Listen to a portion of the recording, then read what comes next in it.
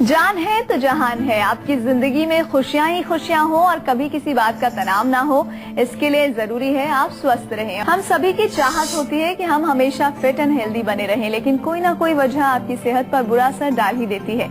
इसी वजह में एक है मौसम का बदलना। लेकिन सवाल ये उठता है कि आखिर क्या वजह है कि हर बार सीजन चेंज होने पर बीमारी की संभावना बढ़ जाती है? क्यों आपका शरीर सुस्त हो जाता है? वायरल, खांसी, जुकाम सब एक साथ आपके शरीर पर अटैक कर देते हैं। तो अगर आप इन सवालों का जवाब जानना चाहते हैं तो अगले आधे घंटे तक हमारे साथ बने रहिए, जिसमें डॉक्टर साहब आपको बताएंगे बदलते मौसम में फिट रहने के कारगर नुस्खे। साथ ही साथ संजीवनी टिप्स में जानिए स्किन जल जाने पर क्या करें क्या ना करें। लेकिन सबसे पहले आइए जान लेते हैं आखिर क्यों बदलते मौसम में हो जाती है सेहत खराब।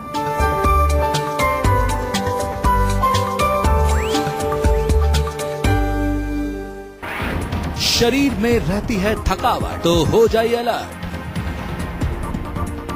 सिर में रहता है दर्द तो हो जाइए अलर्ट। भूख हो गई है कम तो हो जाइए अलर्ट। खाना नहीं होता हजम तो हो जाइए अलर्ट। बुखार के साथ आती हैं उल्टियां तो हो जाइए अलर्ट। बदलता मौसम कहीं कर ना दे बीमार। तो आखिर क्या वजह है जिस कारण बदलते मौसम में अक्सर कई लोग तबीयत उनकी खराब हो जाती है? ये जानना बहुत जरूरी है। डॉक्टर साहब, आयुर्वेद में बदलते मौसम में सेहत खराब होना, इसके बारे में क्या कुछ लिखा हुआ है? देखिए, इसको जो हमारे यहाँ जो है अलग अलग सीजन लिखे हैं, ऋतु लिखी हैं, 6 ऋतुओं का वर्णन आयुर्वेद में आता है।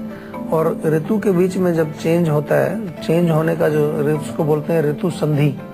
मुख्य रूप से देखें, जैसे कि आप सर्दी से जब गर्मी में आते हैं, बसंत ऋतु जब आती है तो उस समय जो समय होता है ऋतु संधि का। इसी प्रकार से जब वर्षा ऋतु के बाद सर्दियां जब शुरू होती हैं तो ऋतु संधि उसमें आती है।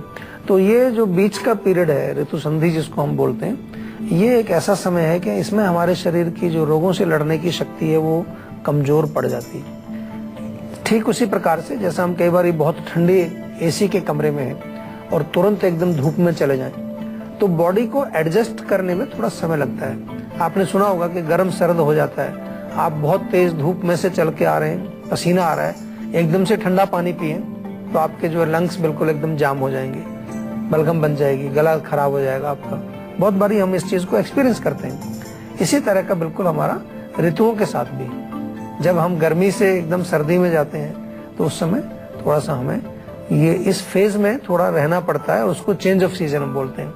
तो चेंज ऑफ सीजन में थोड़ा ध्यान रखना चाहिए, कोशिश करनी चाहिए कि हम अपने इम्यूनिटी को स्ट्रॉन्ग रखें। और दूसरी चीज इसमें जो आमतौर पर आयुर्वेद की दृष्टि से देखने में आती है कि हमारी जठराग्नि जो है, पाचक अग्नि कमजोर हो जाती है, भूख कम लगती है, लेकिन हम खाना पीना जो है उसी तरह से चालू रखते हैं, अपना हैवी खाना, गरिष्ठ भोजन चालू रखते हैं, तो वो खाना पचेगा नहीं तो आम बनेगा। तो एक तो इम्यूनिटी कमजोर हो रही है, उधर जो है विषैले तत्व यानी कि टॉक्सिन्स आपकी बॉडी में बने जा रहे हैं। तो दोनों ही काम जो है फिर गड़बड़ करते हैं और अनेक प्रकार के रोगों को पैदा करते हैं। तो हमेशा जब भी सीजन चेंज हो रहा है उस समय थोड़ा सा खान पान पर ध्यान रखना चाहिए, थोड़ा अपना लाइफस्टाइल पर ध्यान रखना चाहिए। आयुर्वेद में बल्कि ऋतुचर्या एक शब्द आता है कि ऋतु के अनुसार आपको खान पान अपना करना चाहिए। एक दर्शक इसी के साथ हमारे साथ जुड़ गए हैं, कानपुर से उन्होंने हमें फोन किया है। आकाश उनका नाम है, बताइए क्या प्रॉब्लम है? जी नमस्कार सर। नमस्कार जी। सर मुझे 4 साल से खांसी रहती है, बलगम भी निकलता है जी जी, और इलाज बहुत कराया, ठीक नहीं हो पा रहा है सर। तो आपको टीबी वगैरह तो नहीं है ना? टीबी का चेक कराया आपने? सर कुछ नहीं है सर। टीबी नहीं है? जी नहीं। अच्छा, अच्छी बात है, क्योंकि आजकल लंबी खांसी चले तो हमेशा परीक्षण कराना चाहिए और पता लगाना चाहिए कि क्यों है। आजकल पोल्यूशन से भी लोगों को खांसी होती है। अगर आप ऐसे वातावरण में रहते हैं कि जहाँ पर बहुत ज्यादा दूषित वायु है या कुछ ऐसे जो केमिकल्स हैं, तो किसी किसी का सिस्टम सेंसिटिव हो जाता है तो उसको खांसी आती रहती है। या फिर जो है एक कारण और भी हो सकता है कि आपके जो फेफड़े हैं उनमें बलगम ज्यादा फंसा हुआ है, बलगम वो बाहर नहीं निकल पाता है। उसमें भी हम यही कहेंगे कि आपके फेफड़े कमजोर हैं। तो मुख्य जो काम आपको करना है कि फेफड़ों को कैसे मजबूत रखें, उसके लिए च्यवनप्राश बहुत बढ़िया काम करता है। च्यवनप्राश तो आपको खाना ही पड़ेगा क्योंकि 4 साल से आपको खांसी चल रही है तो औषधि भी लेनी पड़ेगी, दवाई भी लेनी पड़ेगी और इसके साथ साथ परहेज भी करना पड़ेगा। मेरा ऐसा मानना है कि आप अगर आयुर्वेदिक दवाई लेंगे तो डेफिनेटली आपको फायदा होगा, क्योंकि अब तक आप और सब तो ट्राई कर ही चुके हैं, इलाज तो आपने खूब कराया होगा, लेकिन अभी आप आयुर्वेद की शरण में आप आए हैं तो बिल्कुल ठीक हो जाएंगे। फेफड़े के रोग हों, पेट के रोग हों, त्वचा के रोग हों, किसी भी प्रकार के जीर्ण यानी कि जो क्रॉनिक डिजीजेस हैं, उसके लिए बिल्कुल किसी तरह का संदेह आपको नहीं होना चाहिए, बिल्कुल चिंता भी नहीं होनी चाहिए। सीधा आप आयुर्वेद की शरण में आइए। आयुर्वेद में बहुत शक्ति है, बहुत ऐसी औषधियां हैं जो आपके रोग को ठीक कर सकती हैं। और यहाँ पर बहुत अहम सवाल अब हम करने जा रहे हैं डॉक्टर साहब से। अमूमन आप लोग जानते भी होंगे, लेकिन और विस्तार से जानते हैं डॉक्टर साहब से कि बदलते मौसम में सबसे ज्यादा कौन कौन सी बीमारियां परेशान करती हैं। सर्दी, खांसी और वायरल फीवर जिसे कहते हैं, ये 3 ऐसी बीमारियां कहते हैं कि जो बदलते मौसम में अमूमन लोगों को होती है। सर्दी, खांसी, छींके आना, सांस फूलना, दमा होना, और इसके साथ साथ मैंने अग्नि का जिक्र किया आपको, तो पेट की बहुत बीमारियां आती हैं, पेट के इन्फेक्शन बहुत आते हैं, पेट में जो है दर्द होना या बार बार मोशन के लिए जाना, पेट में मरोड़ होना, उसके कारण से बुखार तक लोगों को हो जाता है, कभी कभार लोगों को उल्टियां लग जाती हैं। और तीसरी चीज इसमें जो है जो वो है वीकनेस, बहुत ज्यादा कमजोरी बॉडी में आदमी को आ जाती है, और कमजोरी के कारण जो है शरीर में थकावट बना रहना या फिर सिर में दर्द होना, कमर में दर्द होना, ये सब लक्षण भी देखने को मिलते हैं। भूख भी जो है उतनी तेज से नहीं लगती, भूख कम हो जाती है, खाना हमारा ठीक से नहीं पच पाता है, मोशन क्लियर नहीं हो पाता है, कब्ज भी हो जाती है। तो ये अनेक लक्षण है, केवल ये छींक और जुकाम बलगम वाला ही नहीं है, लेकिन हमारे पाचन संस्थान में, हमारी इम्यूनिटी से रिलेटेड, और इसके साथ साथ जो हमारा शारीरिक बल जो है, जो शक्ति जो है, वो भी कम हो जाती है, जो हमारी कार्य करने की क्षमता है उस पर भी असर पड़ता है। और चलिए एक दर्शक हमारे साथ जुड़ गए हैं, उनसे बात करते हैं। कमल उनका नाम है, बताइए क्या प्रॉब्लम है कमल? डॉक्टर, मैं आपका नियमित प्रोग्राम देखता हूँ और जो आपने नुस्खे बताते हैं वो मैं आजमाता हूँ और काफी फायदा भी होता है जी। लेकिन आप एक उपाय बताइए कि मेरी सेहत नहीं बन रही है, तो उसके जो आयुर्वेदिक उपाय हों कुछ तो बताइएगा। देखिए, सेहत बनाने का मतलब क्या है? 2 चीजें हैं। एक तो आपको या तो शक्ति चाहिए, बॉडी में एनर्जी चाहिए, तो एनर्जी के लिए बहुत बढ़िया नुस्खा मैं बताता हूँ आपको। 3 चीजें आपको चाहिए केवल, किशमिश, बादाम और खजूर।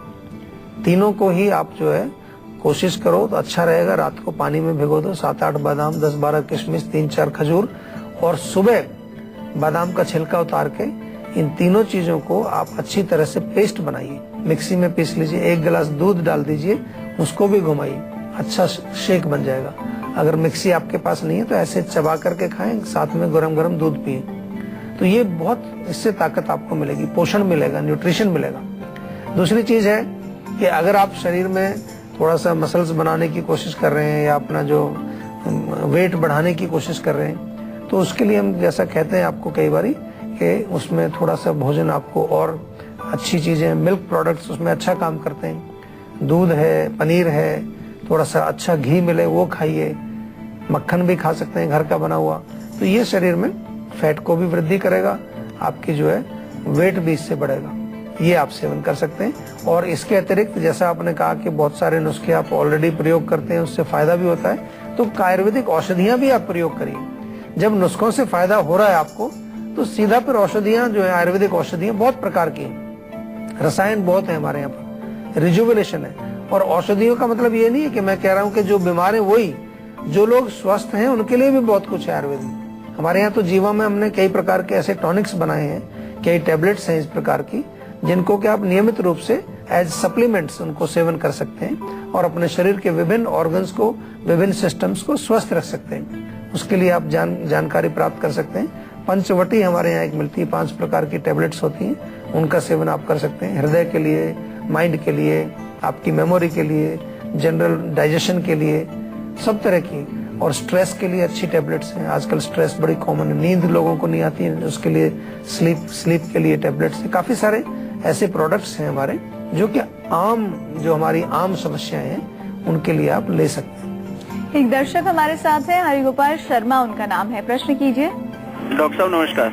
नमस्कार जी। डॉक्टर साहब, मेरा एक बेटा है जी, 1.5 साल का, और वो ना 5-6 दिन ठीक रहता है और उसके बाद कोई ना कोई उसको इन्फेक्शन लग जाता है। सारे टेस्ट कराए, सब रिपोर्ट अच्छी आई है, नेगेटिव है सारी चीजें। जी, डॉक्टर कहता है ये इन्फेक्शन हो जाता है इसको। तो इन्फेक्शन किस जगह का होता है? कोई मतलब कोल्ड, कभी कफ, कभी बुखार। कोल्ड कफ। तो ये इन्फेक्शन है ना, तो इसको रोकने के लिए आयुर्वेद में क्या है?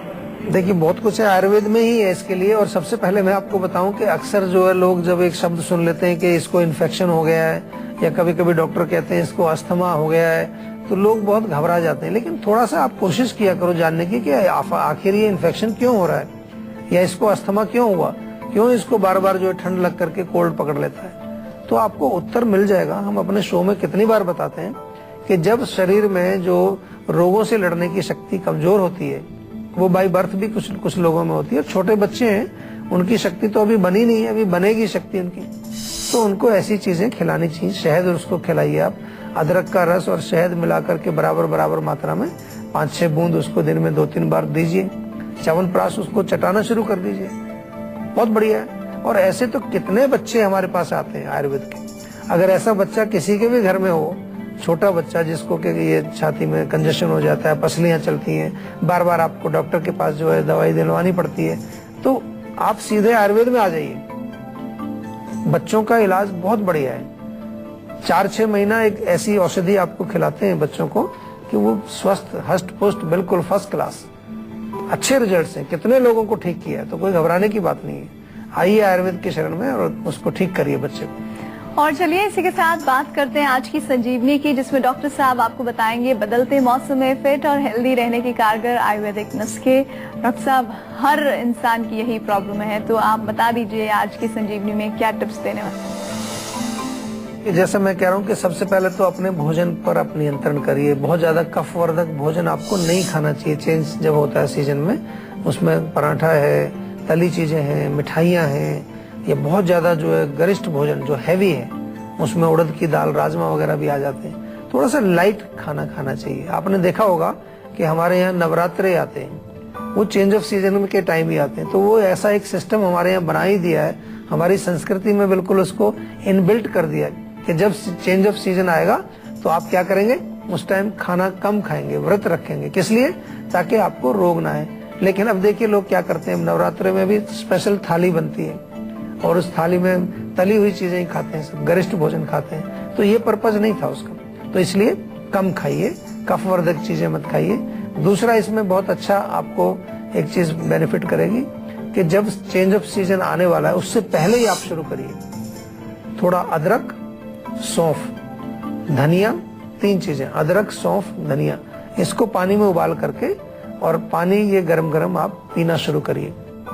और इसके अतिरिक्त सौंठ, काली मिर्च, लौंग और तुलसी के पत्ते सूखे हुए, 4 चीजें, इनको मिला करके चूर्ण बना लीजिए आप। और इस चूर्ण में से आधा चम्मच सुबह शाम या तो दूध के साथ लीजिए या शहद में मिला के आप चाट लीजिए। तो इससे क्या होगा कि आपको ये कंजेशन वगैरह, कोल्ड वोल्ड जो होता है चेंज ऑफ सीजन में, ये नहीं होगा।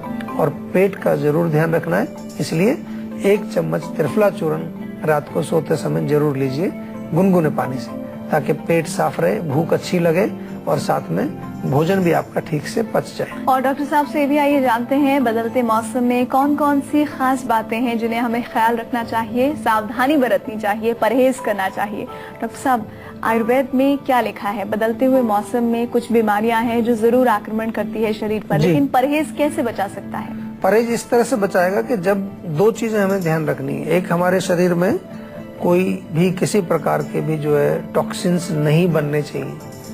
ऑलरेडी टॉक्सिन्स हैं, उनको साफ करते हैं हम, और साफ करने की प्रक्रिया भी आपको बताते रहते हैं। लेकिन चेंज ऑफ सीजन में अगर टॉक्सिन्स बन जाएंगे तो फिर आपको डेफिनेटली इन्फेक्शन या वायरल फीवर या कुछ ऐसी चीज जरूर आएगी। हम उसको आयुर्वेद की भाषा में आम बोलते हैं। आम यानी कि अपच होने से, इंडाइजेशन होने से, अगेन आपके भोजन से ही संबंध है इसका। खाना अगर आप प्रॉपर खाएंगे, ठीक से खाना पच जाएगा, आम नहीं बनेगा, तो आपको समस्या नहीं आएगी, नंबर 1। दूसरा, आपको अपनी इम्यूनिटी को स्ट्रॉन्ग रखना चाहिए, जिसको कि हम आयुर्वेद की भाषा में ओज बोलते हैं। तो ओज वृद्धि के लिए बहुत सारे टॉनिक्स आयुर्वेद में हैं, अच्छे टॉनिक्स हैं।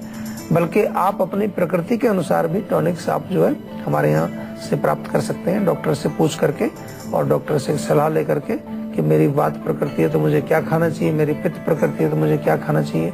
ऋतुचर्या का पालन जरूर करना चाहिए। ऋतु के अनुसार खान पान, ऋतु के अनुसार लाइफस्टाइल, ऋतु के अनुसार कपड़े पहनना, ये बहुत आवश्यक है। आजकल थोड़ा सा हमारा जीवन शैली जो है वो एक स्टैंडर्ड हो गई है। बिल्कुल हर मौसम में वही खाना, हर मौसम में उसी तरह का जो है पहनावा, सब चीज जो है वो एक जैसी हो गई। तो हमें उसका भी ध्यान रखना है कि ऋतु के अनुसार, मौसम के अनुसार, एनवायरनमेंट के अनुसार हमको अपना खान पान और लाइफस्टाइल भी बदलना चाहिए।